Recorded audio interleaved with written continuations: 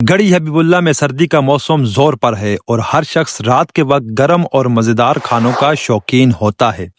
आज मैं आपको लेकर आया हूँ मूसा फिश पॉइंट, जहाँ के मालिक अरसलान भाई हैं। चाहे आप छोटी मछली पसंद करें या बड़ी, यहाँ हर जायके के लिए कुछ न कुछ मौजूद है। यहाँ की मछली न सिर्फ ताज़ा होती है बल्कि मयार और जायका दोनों में बेहतरीन है।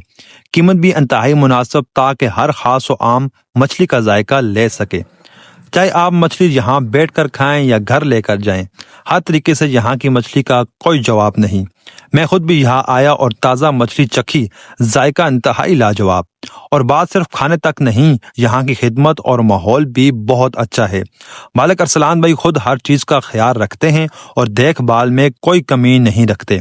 अगर आप गढ़ी हबीबुल्लाह में रहते हैं या अगर गढ़ी हबीबुल्लाह के इर्द गिर्द इलाकों से वाबस्ता हैं तो मूसा फिश पॉइंट का ज़रूर चक्कर लगाएं।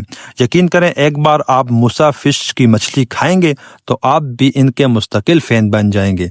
इंशाल्लाह आपको भी मज़ा आएगा और गर्म मज़ेदार मछली के साथ सर्दी का लुत्फ दोबारा हो जाएगा।